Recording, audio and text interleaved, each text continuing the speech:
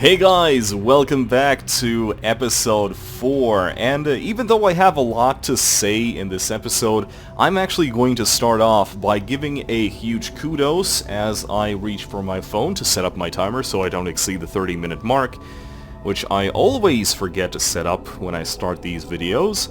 But yeah, I'm going to start off with giving a huge kudos to one of our server admins in particular, Skorak, who had his free time wasted by me in order to help fixing a slight situation that I came up with, and that involves restoring our character. So essentially what happened is that I made a poor mistake in trying to record chapter 4 previously when I woke up from a rather long nap, and by nap I mean I went to sleep at 4 in the afternoon and I woke up at 10 in the evening just in time for a server event, and I instantly, without thinking, started to record. And when I got to about 20 minutes into the video, I kind of realized that I was stuttering, I was half asleep, there was no substructure to the video itself, and it was a huge failure. I had to redo it. But the worst part is, it also included the deletion of Brian Yoki, our character. But thankfully I caught Skorak earlier today and asked him to restore the character to its original settings right before I did. So huge thanks, Skorak. I'm very glad you did that, because now we continue with part 4. Guys, today is going to be a very important episode, because this is the part of our little adventure we actually enter the new level of participation on the roleplay server. You will notice that in the first 3 episodes I was trying to do my best to explain the very bare basics of the game, how you interact with the server and my environment, but not so much with other players. And there's a reason for that, because I humbly suggest that you don't really worry about the character you're playing until you get some sort of ship to represent them with, and obviously in our case a stargazer. Well, you could do that. A lot of people either will think that you're a completely newbie and you're trying too hard, and you obviously have better things to do than to try to interact with them, or maybe you're a veteran trying to bamboozle them somehow. So, flying around in those 3 episodes, it also gave me personally time to think what to do with our first character. Because, as you already saw, there's not much character to the character that I'm portraying in-game, because there's not a lot of interaction. And as I said, since Pennsylvania is a starting system, that's to be expected. Now then, I need to sort of explain what we're going to do right now, and explain what has happened between episode 3 and episode 4.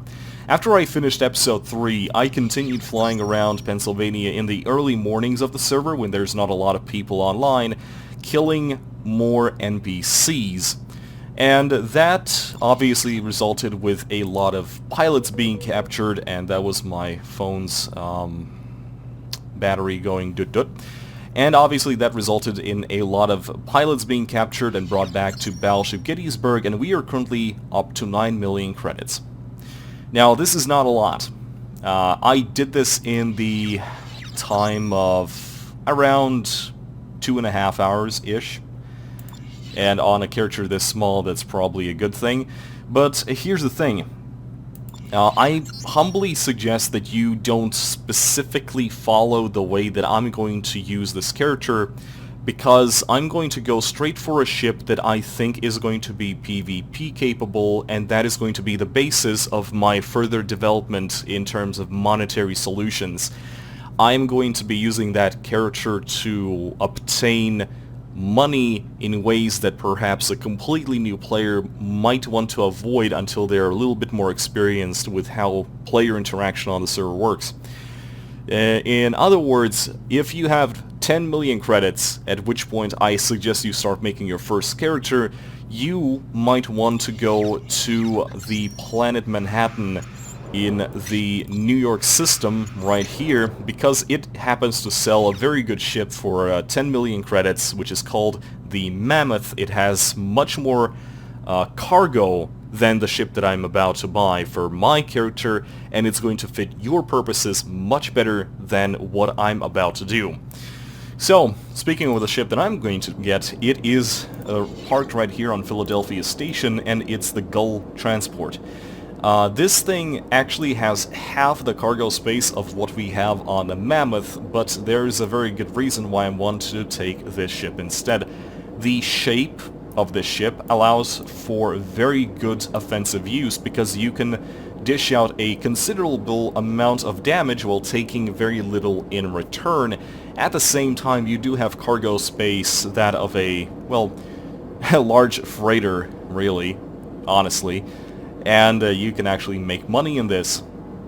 But this is actually going to fit very well for our first character. But now we actually need to make that character, and I'm not going to be using Yoki here. The reason why I'm not going to be using Yoki is because shooting all of those rogues has set us up very nicely with the local law enforcement, but it also has ruined all of the reputation with most of the criminal factions in the Sirius sector. And my baseline idea for this new character is that it is going to be a gray character. It is going to be a person who is slightly more on the unlawful side, and as I already mentioned in episode 3, I'm most probably going to be using a Junker ID. So, here's the dilemma. Our current funding is on this character, which we already decided that we're not going to use. Let it sit here for a moment, and in the meantime, let's go back and reset the server timer so it doesn't decide to kick us in the middle of setting up a new ship. And we are going to do just that. Brian Yoki, he stays here with his 9 million credits while we set up a new ship for our actual first character on the Discovery Freelancer server. With Brian, what I did, I chose a name and surname as the representative of the in-game personalization of the character. It means that when I create a new character, I typed in the name and the surname, and that is how other players are going to view that character. In the case of this character, I'm going to make a completely different approach, and I'm going to try and rationalize my choice right now. Being a gray character, you are going to be slightly in the middle when it comes to both lawful and unlawful activities, and obviously there is no such thing as neutrality in the game, so you are going to piss someone off eventually. Now, the cool thing about Freelancer, and Discovery Freelancer in particular, is that you can in fact change the name of your character as you see fit, as long as you have 2 million credits to do it. And so, I'm going to be using the tried and true method of naming my ship after an actual name. Instead of a character name, I'm going to be picking a name that is going to be showing up as the ship's name, not the character name. So, in our case, it is going to be the Indisputable. If you want to know the difference between the two approaches of either using a ship name or a character name, think of the character name as a character encounters your ship, they scan it, and they get a pop-up dossier of your pilot, including the name and surname, and that's how they know who's playing it. When it comes to a ship name, think of it as the name that is printed on the side of the ship, as same as the Serenity, the Millennium Falcon, etc. So in our case, it is going to be the Indisputable.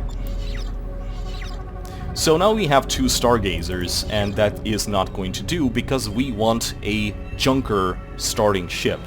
And this, my friends, is where the reputation sheets come in, and also the restart system. The restart system is a very good thing to have when you're creating a new character and you already have funding for this character. The way it works is very simple. First of all, we need to slash and type in show restarts, and it's going to give us this little list of all the IDs that you can restart from a public character. And we are going to find the one that says FC Junker, and that's the one that is going to be our character. Now, I want to quickly note that a completely new character is, again, as usual, going to start off on Pennsylvania system on planet Erie with a very sparse map. We don't really know anything in any of these systems, we just know that they exist. But now we're going to use the restart command. Restart FC Junker. It's going to say that we are going to be kicked, and the server at this point, essentially what it's doing, it's replacing the information in our character file with a template. And that is what a restart command is. It is just a template for a new character that you can use. Otherwise, I would need to grind Junker missions until I got the necessary reputations with the Junker to buy the ID. But we're not going to do that. Instead, we have restarted the Indisputable. You will notice that we are not on planet Erie anymore, and we are instead in the Puerto Rico system, which is the home system of the Junkers. You will also notice that our map is slightly a bit more explored. We see that we have most of our vanilla maps from the single-player game filled out for us, and that is going to offer us a very easier way to kind of figure out what to haul, where to go, and other things. So that is something you might want to do when you're completely new. You will notice that show restarts. There is such a thing as a beginner restart, and all it does, it lands you back on planet Erie with a updated map and a slightly better ship. It's one of those little freighters that we saw on planet Erie at the start. But I chose not to use it because I wasn't going to use that character for my actual roleplay anyway, and it was just a stepping stone character, and which is why I'm talking about this only now. Right, so we have a Junker ship, but you will notice that we don't have any money because, hey, our money is back on Yoki. Now, this is where I'm going to talk about credit management and how you can fund your characters as you see fit. So, let's say for a moment that Brian Yoki is our trading character. It's our huge transport that makes 20 million units per shipment, and I use this character to fund all of my new characters. The way that this works is you can directly send credits from one character to another as you see fit. Since setting up a character is a completely out-of-roleplay process, it's not like you're bound to, say, only setting up Liberty Navy characters from a Liberty Navy trader. It doesn't work that way, thankfully. So, in our case, what we need to do is we are going to send some of the money to our new character. And the way we're going to do this is go / and give cash. Then we enter the character name. In this case, it is Indisputable. And lastly, we're going to enter the amount of money that we want. So, in our case, for the sake of this test, it's going to be 1. There we go. Actually, I just made a slight mistake. It says that I have insufficient time online, which is slightly bugged, actually. Yes, I'm very sad to say that restoring a character from 0 also, technically speaking, resets its online time, and there is a server protection that doesn't allow cash transfers to be made from characters that are very young. And so we actually need to spend around 50 minutes of online time before I get access from doing so. But it actually gives me enough time to look at this beautiful scene. Look at this Pennsylvania system, it looks so good. But in reality, I'm also going to be talking about player interaction in general. As already said in the first episode, the way that roleplay environment works in a real-time roleplay server is very similar to that what you would see in a single-player RPG that uses the system that is called dialogue boxes and dialogue trees. In the same way as you would talk to an NPC, answer questions, make assumptions, ask from a select choice of questions, you do the same thing, but instead of an NPC, you are interacting with another player's character, and instead of choosing pre-made text speeches, you're actually typing your own and getting your own answers back depending on that character and the way that they are played. In other words, this is very fun to do because this is essentially a single-player experience that never repeats and the game doesn't end. If you like some sort of mechanics, this should be fun to you. But there's a couple of ways to actually do this. First things first, we are actually going to re-enable our HUD so I can see what's going on, and I'm going to show you exactly what is going on. So, first things first, the way you talk to other players is text-based. There is no integrated voice over IP, and thank fuck, because quite frankly that is very easy to kind of miss out on immersion, and as I already said multiple times, Disco and roleplay in general lives or dies on immersion. So the way that this works is that if you press your enter key, it is going to bring up the console slash text box, and you will notice right here that it says local. What this means is that when you type text, it is going to appear in this deep blue color, but only players that are currently on your radar are going to see it. In our case, I just wrote hello world, and since there's no one on our radar, no one actually saw this. Secondly, there is a system-wide message type, which you can access by pressing /S. This is going to send the message to the whole system for every single player in that system to actually see. Now, since I really don't want to type anything in system, you'll just have to take my word for it. And, well, again, this is a roleplay environment, even though this is the starting system, and spamming the system-wide communications is technically a felony within Liberty Systems, and you might have some roleplay-related consequences. Speaking of which, let's see if we can actually transfer that money. Give cash. Indisputable. Nope, still insufficient time online. Well, looks like I'm going to have to wait here for a little bit more. Well, in the end I got it figured out. I had to use a player as a proxy. It looks like there's a couple of things that new characters that are restored by an admin lack, and that is the functionality of FLHook, because I actually took my time, and it took me a bit longer than 10 or 15 or the 18 minutes you would usually need for the send cash, well, give cash system to actually start working on a new character. But anyway, we have sent our money to the Indisputable, and this is the part where I delete Brian Yoki again, and hopefully this time I won't need to have someone restore it. Anyway, congratulations, we are now finally, apart from the roleplay server, so to speak, because this is going to be our first character. And as I already said, we are going to go with a Junker ID, and it is very, very different from the... Who the fuck put it there? Ow! Thank you, Undock, for scratching my paint on my beautiful little new ship. Not like we're going to keep it for long, but still. First things first, I want to introduce you to the ID that our character is going to be bound to. The Junkers are a group of smugglers and black market traders who maintain a legal front through scrap peddling. They are rumored to deal with a lot of unlawful factions, but are enemies of the Xenos and the Gagosha.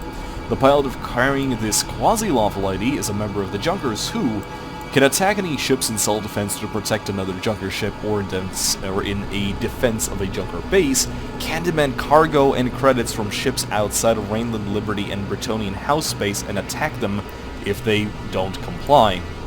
They can also attack Xenos and Gagosha anywhere, and cannot use any transport with more than 4,300 cargo, allowed ships, fighters, freighters, transports, gunboats.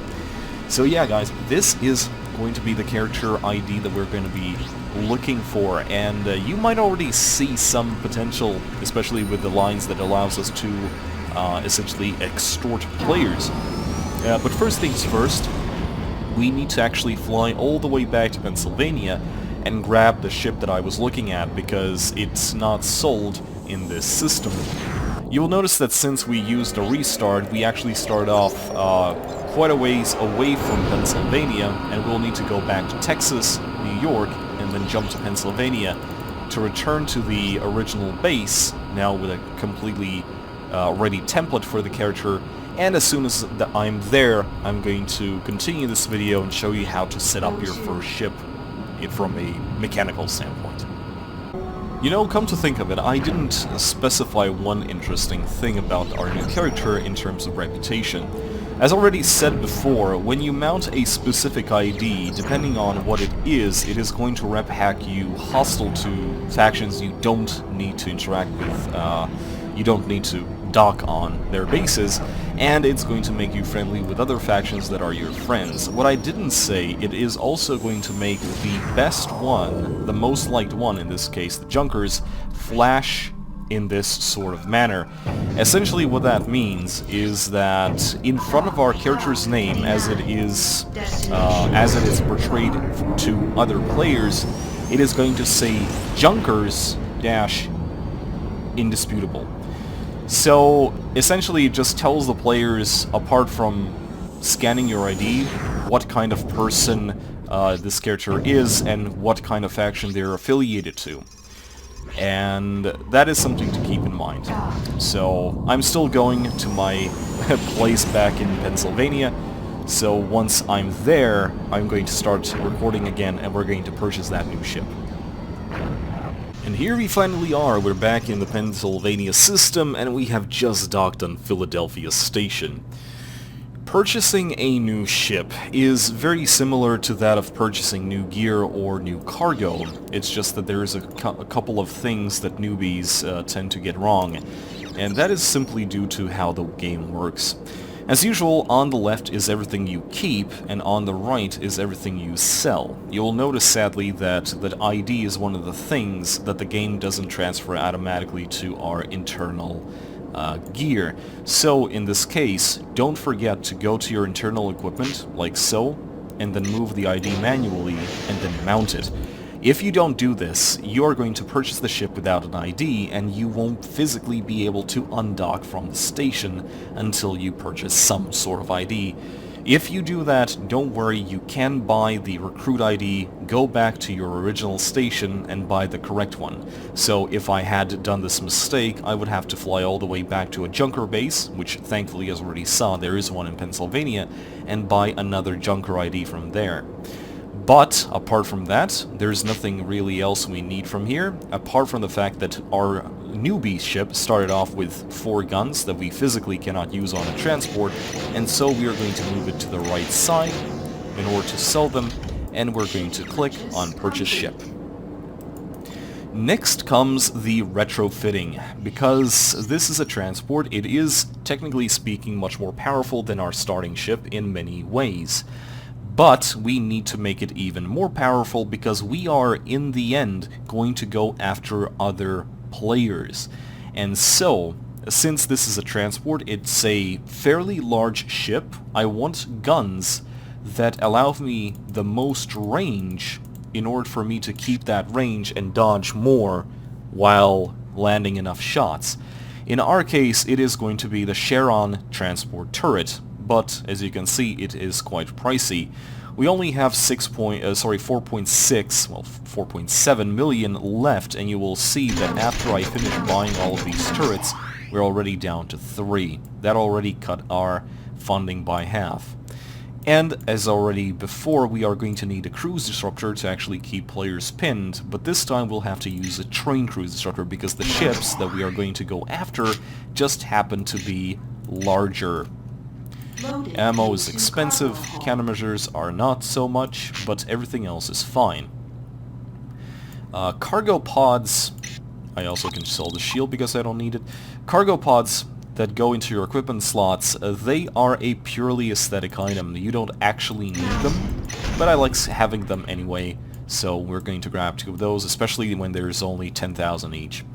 As for the thruster, I actually want something better. I don't think that I'm going to go for the enhanced thruster. It's not worth the 800,000 for it, but I'm going to go with an advanced thruster because it is going to give us enough maneuverability and enough power to actually survive in a PvP combat. And last but not least, we have 2 million left. We need to stock up on more nanobots and batteries because the ship is larger, and so we have more room for these repair items. And last but not least, we are also going to slap on a armor upgrade. Now what the armor upgrade usually does is it gives you a base percentage, or in terms of multiplier, that increases your ship's standard hit points. If you want to see what your ship's standard hit points are, you just need to open your inventory, go to the ship info card, scroll to the very bottom, and look at base armor. This is the amount of hit points that a armor upgrade multiplies. Now, since we are going to go into PvP, we need some sort of armor, but at the same time, armor upgrades are hella expensive, and so we are just going to grab one of the weaker ones that provides a base multiplier that is very close to 2, and quite frankly, double our hit points is already a good thing, don't you think? So we're going to slap that on. And at this point, we have finished setting up the ship for our character. But what kind of character is it going to be? Well, quite frankly, if you're a completely new player, one of my favorite things to suggest is that you take a character from a fictional work that you already know. It can be from a game, from a book, from a movie. You change the name, but you stick with how that character behaves if you want to roleplay a existing character. I need to remind you that imports, direct imports in name, don't work on Discovery Freelancer. They're actually against server rules because, well, we don't really want to have like 15 Han Solos flying around. But you can still apply the same sort of mentality Han Solo has to your player, to your character. This is one of the ways you can do it. In the case of our character, though, I'm going to flesh it out a little bit over time. But the idea here is, since he is a junker, he is for himself and for the junkers. You'll actually notice that if you look at the reputation sheet for the junkers, you will notice that we don't really have any allies, but we do have a lot of business partners, but they're not allies. We are very shady in the terms that we are neutral. We try to remain neutral to many people, but we are not above stabbing our own partners in the back, because as long as we get the cargo, as long as we get the profit, shady things will happen. And you will notice that very soon as we enter part 5, we start flying around this character and start interacting with other people. But for now, guys, thank you for joining me. This was Spazzy Dragon, aka Syndromes. I hope you enjoyed this episode. And again, this is our turning point. This is where we start interacting with other players on the server on an actual character. I'm going to elaborate a little bit more how I play this character later on, but until then, save skies, don't break the server rules, and I hope to see you on the server.